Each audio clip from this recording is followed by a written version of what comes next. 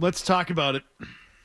Talk about it. Talk about this game. Talk about this win. The Celtics stay alive and force a Game 6 due to Jaylen Brown and, of all people, Luke Kornet.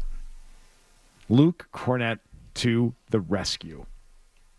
What a performance. I'm not saying that was an easy decision, but the way that thing was trending. It absolutely was an easy decision. In fact, it has been a second guess of ours the entire series about Kornet and minutes he has received. There's two guys that I feel like we've brought up a bunch of times saying, get them more minutes. It's Pritchard. And Kornet. Yep. Is it not? Well, the way Porzingis looks, yes. Now it's Kornet. Yeah. I think the whole first half, I'm screaming at the phone, screaming at the TV, texting you guys, like, get him out. You're going to blow it. You're going to blow it. And I just thought, they played together as a team. Brown didn't have to go for 40, mid-20s, but busted his ass, diving for balls, stripping the ball, doing what he had to do. I thought being a facilitator, and you got great leadership from him. He and Horford, I guess, talked to the team before the game. But we knew this, though. You're going to get the bump. I expected this to happen last night. Get the bump. I think they're in trouble Friday night.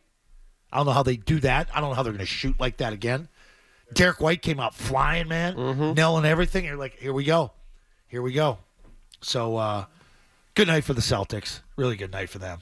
That's a tough thing to do when you lose your leader, when you lose your best player. Defer to him. He is the best player. But, man, Kornet, what a third quarter. What a third quarter. I thought that was a huge night for you, Zoe. Thank you. Big night for Zoe, yeah. That was everything that you say Jaylen Brown was. Leadership. And is. It's the edge. Stepped up in a huge way. Like you said, that third quarter where he dives, saves that thing, then comes down, gets the free throws. Like that was a signature play by Jaylen Brown. I got nervous when it was tied up and there's 11 left in the third, and he gets that tee and there's that dust up, and I'm like, don't overdo it here. Because then, okay, now you're starting to stack the tees. You get one more, and then you're gone. Don't do it. Not to mention Zoe's guy, Derrick White, having a huge night in his 40 minutes in this game. I should gamble. What? You were going to gamble on that? I should gamble. On the schedule. Leading all scorers for the Celtics and in this game with 34 points last night for Derrick White. I thought the game 3 was going to be the Derrick White game. And it wasn't. But we got it. We got it last night.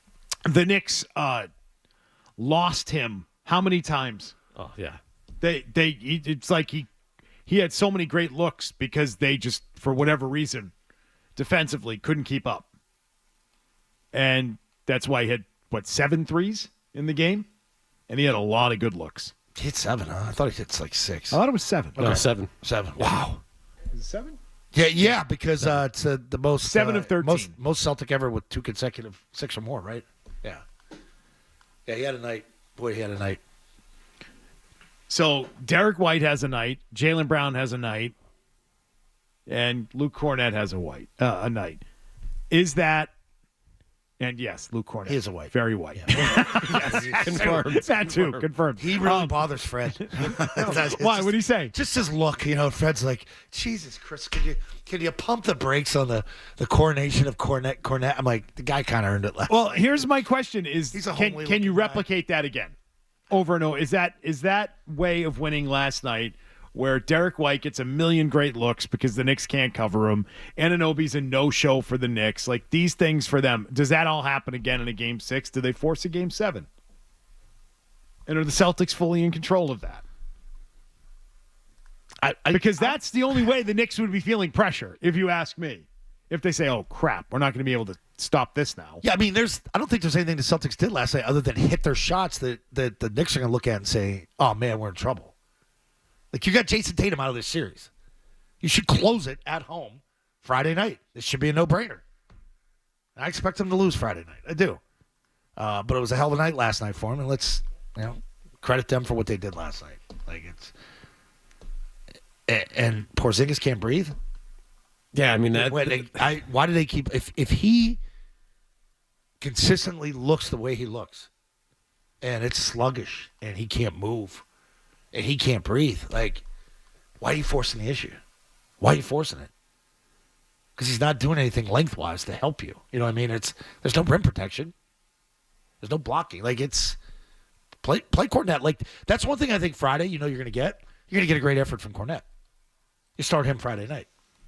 Right? You start him Friday night. He's got it. Did you think there was more of an emphasis on attacking the rim in this game? Yeah, and allowing for mid-range shots. They're a smaller team because Tatum's going to take all his threes. You know that. They're more of a perimeter team when Tatum's out there. I thought more like a basketball team. But I also wonder if it was the foul trouble for New York that caused that approach as well, right? Them being in the bonus so early in the third quarter. Brown's trying to bait him too and get the calls, yeah. Allows you to attack it and kind of go at it differently. And you still saw stuff like that Derrick White sequence when he jacked up. He was great last night. There's that one point in the third quarter where he misses the three. They get the offensive rebound and he jacks up the air ball right after where you're like, man, just pull it out.